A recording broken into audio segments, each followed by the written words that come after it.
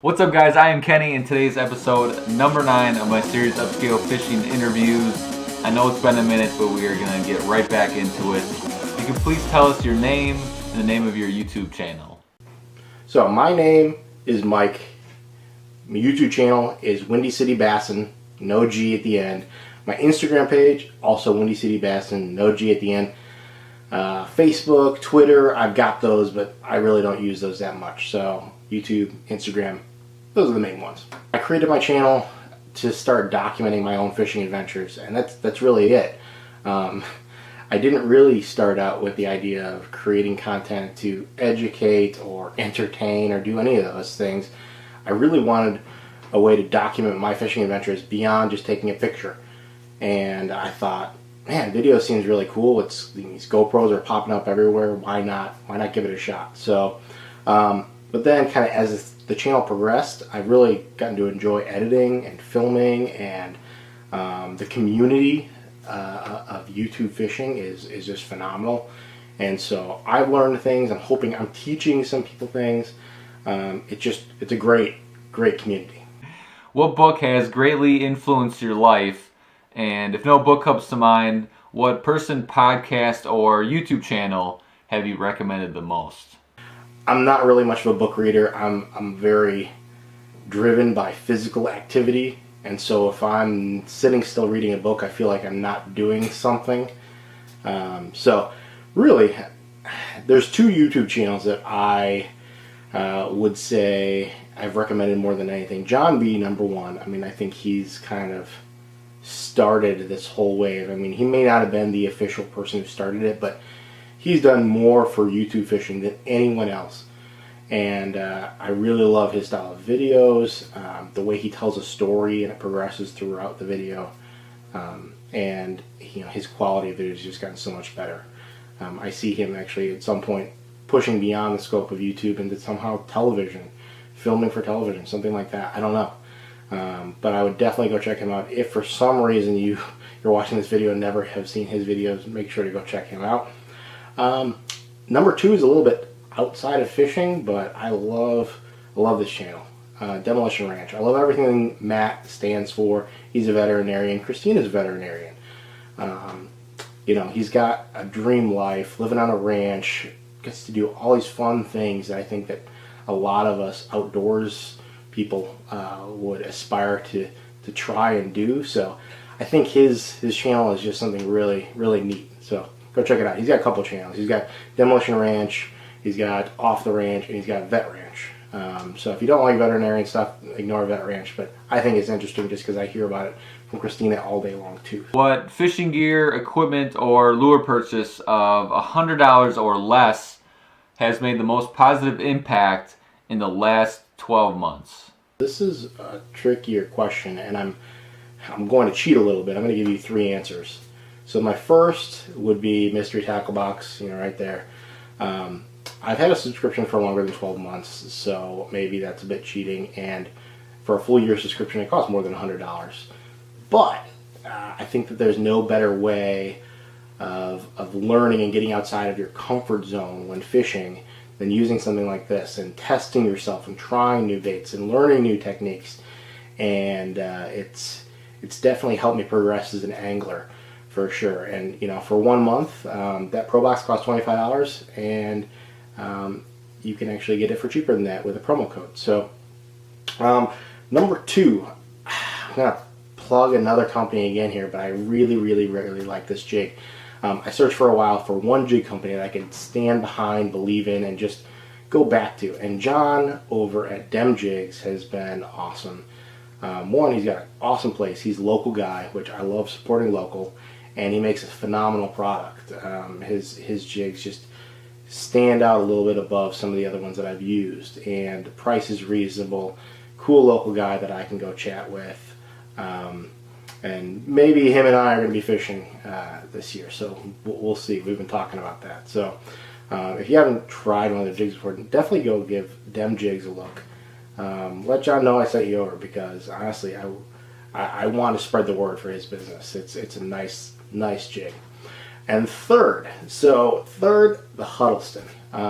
Last year was my first year that I got into the swim bait game, and I really didn't know what I was doing. I got a bunch of different swim baits and just wanted to test out what I had. And so about the middle of the year, I finally decided to tie on a Huddleston bluegill swim bait. And I thought maybe that might get bit in some of these ponds. I live in Illinois, and I'm fishing ponds most of the time, and they're bigger fish, but they're not big fish. Not like California, Florida, Southern Lakes, Texas. So I was amazed at how quickly the Huddleston bluegill swim bait, that soft swim bait, got bit. And it really created a level of comfort with throwing swim baits. I was shocked at how small fish were actually eating that thing. I went through a few through the year, and Huddleston reached out at some point and was just like, "Hey, I'm going to give you a couple more. You're doing great. Glad to have another person in the swim bait game," which is just awesome of a company like that. So I want to thank Huddleston for sure for building up my confidence in swim baits, because going into 2018 now, you're going to see me throw a lot more. So that's it. So 3 things. How has a failure, big or small, set you up for a later success? And do you have a favorite failure of yours? Maybe I'm just really lucky, because I can't really think of a big failure that I've had in life.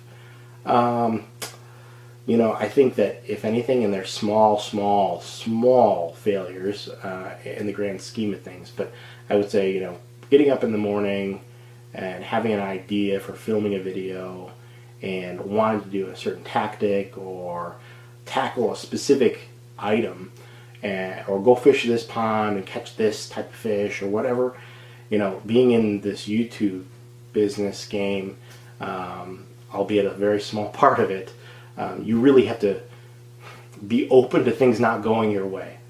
I can have all the intentions and the weather and everything looks like it's going to work out great, and yet when I get out to the pond, the fish aren't biting. And so I think it's helped change my mindset a little bit, that I can push through those things, because they're really, in the grand scheme of things, no big deal. We'll figure something out. So if you could write anything on your own billboard and put it anywhere, what would it say? Good question. It sounds a little stupid, but I'd just say never give up on your passions. And I'm going to label fishing as a passion of mine. Some people it's a hobby, some people it's a sport, some people it's a business. Fishing is not my business, and I kind of like it that way to an extent. I think once something becomes a little bit of a business, you can lose your passion for it. Whereas if it's a hobby, you can still have that passion. And so I love fishing. I mean, I would literally fish every single day if I could. And going into this time where the weather's going to be warming up, I will be fishing almost every day. Not filming every day, but I will be fishing almost every day. In fact, after this video, we're going to go film a video and hopefully catch some good fish. So I got a couple ideas for what I want to do today. So I think that's important. Never give up on your passion. Where would I put that? I would put that all over my house.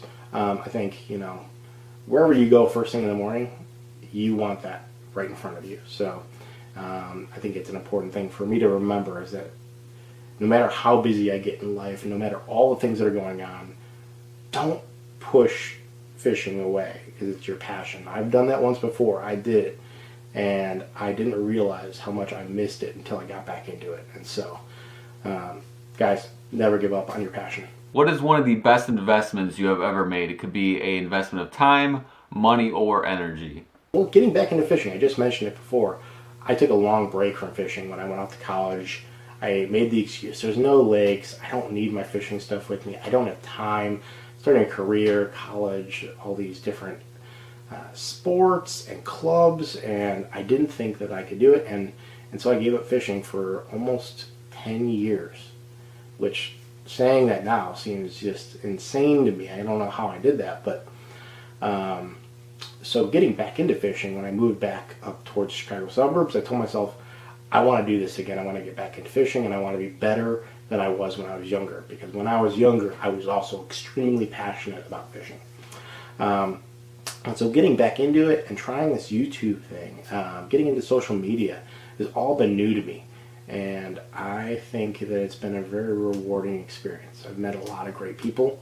and created some relationships that I never would have had if I hadn't got into this YouTube fishing social media craze that's going on right now. So Mike, for the next question, what is a unusual lure or absurd fishing tactic that you love to use? I had to think about this one because I don't think I do anything crazy. I will say, and I get a lot of heat for this. I mean, I really get a lot of heat for it. But I use an inline spinner more than most, especially people who consider themselves like serious anglers. They kind of laugh at the fact that I'm fishing with an inline spinner. They think it's beneath them. Let me show you what I'm talking about here. I actually have some right here with me. I mean, I got a whole box of these little spinners. I use those all the time. I think that they are such a versatile bait. They catch so many species. I don't know why anyone wouldn't use them. They may be a lure that is easier to use, but that doesn't make it a bad lure or make you less of an angler for using it. So I would go give those a shot. Don't be ashamed. Don't be embarrassed. I think that that is one of the best lures, period. And it is so underutilized because, I don't know, it's got this stigma around it. People kind of like, when you fish with live bait and you're talking with a guy who fishes with lures, they look down at that guy with live bait. I don't know why that is. Same thing with this one. It's like, that's the beginner one, a beginner lure, and it's really not. So, Mike, I agree with you completely on the inline spinner. I think totally that is a underutilized fishing lure. As you guys may know, that's what I mainly make inline spinners. There was something about it that just draw me to it. Like Mike said, you can catch such a variety of fish on them. I think they're pretty versatile. You can do a lot with them and fish them in more places than you think. If you find the right way to fish them, you can fish them in weeds. Not too heavy of weeds, but like the blade, it'll push the weeds away. I can fish it in rocky, conditions. You just keep it off the bottom. It can be done, and I think it can be really effective and effective lure. And like I got a few here. These are a little bit bigger. I use these for bass and pike. Work amazing. And I do have a little bit smaller spinner, which I've caught everything from the smallies to the bass to pike, even snook on it. I do have a little paragraph on the back here, just talking about Mike Iaconelli, about how he talks about when the fishing gets tough, that he has this panic box that he goes to, and one of the lures in there is a inline spinner, and he talks about the spinner. Let's see here. It says they are a better baitfish imitator than most lures and will catch everything that swims, including bass. And I think that's pretty cool that Mike Iaconelli, gives the spinner that much credit. He knows what the potential is of the spinner, the inline spinner. What it can do. So I definitely think I agree with you. I think that is a underutilized fishing lure that you don't see being used. You don't see it being used in the especially in the bass realm. You rarely see it. Everybody's throwing their plastics and crankbaits and all that stuff. You don't see the spinners. And before I go too long with this, I think that like a bucktail would be fantastic for like them giant bass. I've caught multiple bass on a full size bucktail, and they'll hit it, they'll take it down, and I mean it's like a third, half of their size. It's quite amazing. But we'll move on here to the next question. So for it is question number 7. Mike, in the last 3 years, what belief, behavior, or habit has most improved your life? That is 100% fishing. fishing in Chicago is defined by seasons, clear seasons. You've got a winter where you can only access fish via ice, really. You've got a summer where you're sweating to death, and you've got a spring and a fall. They're going to be either super warm or super cold. And, making sure I have the time to fish year-round through all those different seasons and different styles of fishing, honestly, it keeps me sane. It keeps me from going crazy. I love fishing that much, and I love to even think about fishing. So this is my tackle game. I love old fishing lures, new fishing lures. I love everything about fishing. What advice would you give a smart, driven beginner angler trying to make it into the fishing world?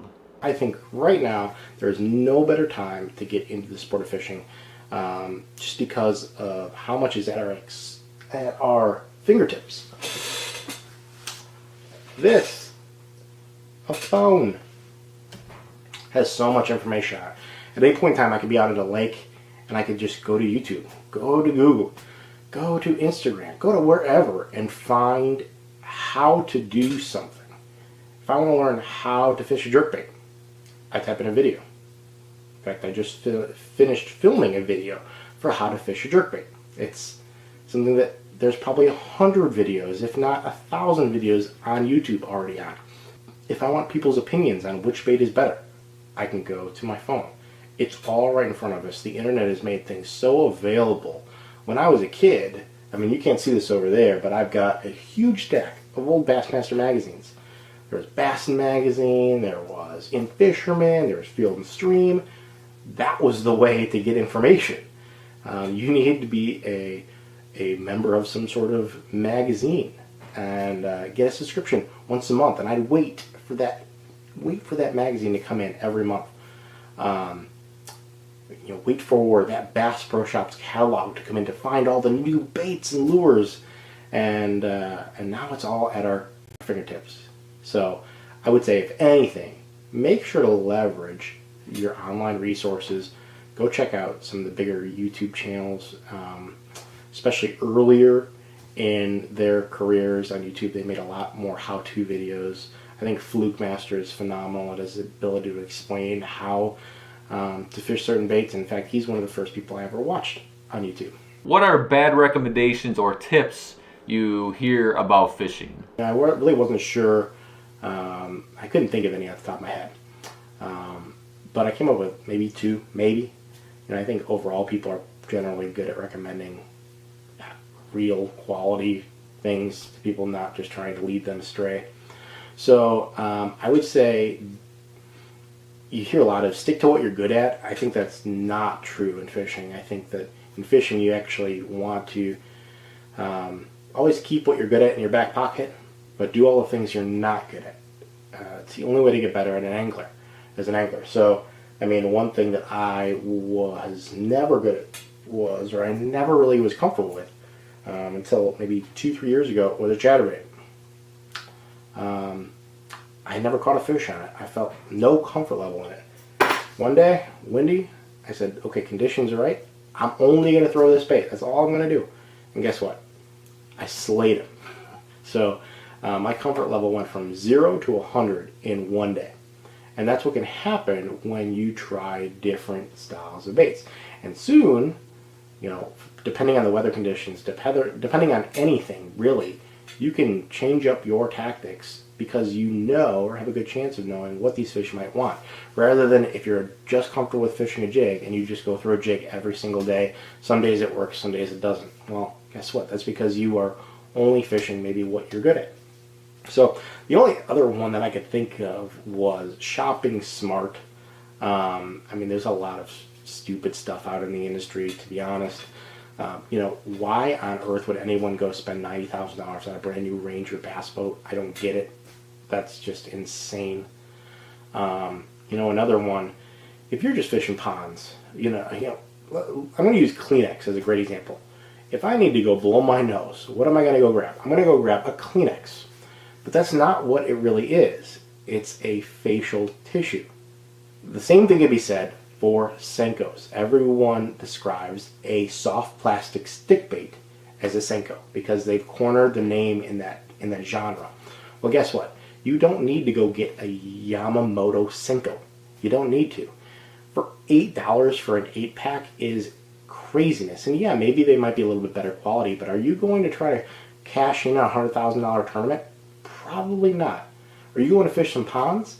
Well, then maybe that $2 bag of 10 Yum Dingers or a 100-pack of BPS, I can't even think of their name. They're Stickos, is that it? Stickos?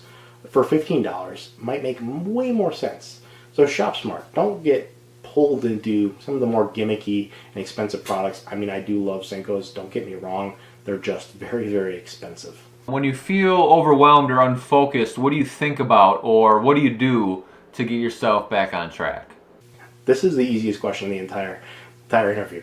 When I feel overwhelmed, what do I think of that gets me on track? Fishing. I mentioned it kind of earlier. When I'm busy at work and I've got, just a million things on my plate, I immediately kind of think of, okay, when's the next time I'm going fishing? Is it tonight? Is it this weekend? What am I going to be throwing? What do I want to film? What do I want to target? Are there any cool things that I can integrate into the video? Should I throw some different baits? Maybe I shouldn't go there. Maybe I should go somewhere else. And so I think that there is, so much that calms me down via fishing. It just reduces the anxiety level, the stress that everyday life can create. When you think about the word successful, what person comes to mind and why? I got 3 people. Sorry, John B. I said it earlier. I think it's obvious and why we think he's successful is he's turned a YouTube fishing into a serious career for himself, and I congratulate him for it. I mean, it was a brilliant move. Honestly, dropping out of college, some people might say that was dumb. I think it was one of the smartest things he ever did. Lake Fork guy. Lake Fork guy has had so many struggles, especially in the last year, and yet I look at him and I look at him and OSG and the family, and I think this guy, yeah, he's got a lot of struggles, but he should be truly blessed with where he is, and I know he is. I know he feels that way too, and I'm sure in those tough times he wonders why him, but truly he's got a beautiful wife, great family, and a great business in front of him, and I just love how he holds his head high, delivers a great message to people. So just a really, really solid dude.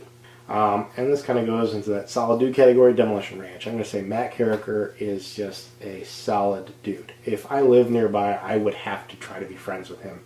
I just think that the message he tries to portray is that every day you should get better at something. Make yourself better. And whether it's something small or something big, if you make yourself even that much slightly better today than you were yesterday, then you're going to go really far in life. And I think that's a phenomenal message. And something that I think we a lot of times forget is we get stuck in the status quo. And yet I could just say today, I want to learn how to cook something, and I'll just go do it. And I guess then tomorrow, guess what? I've learned something new.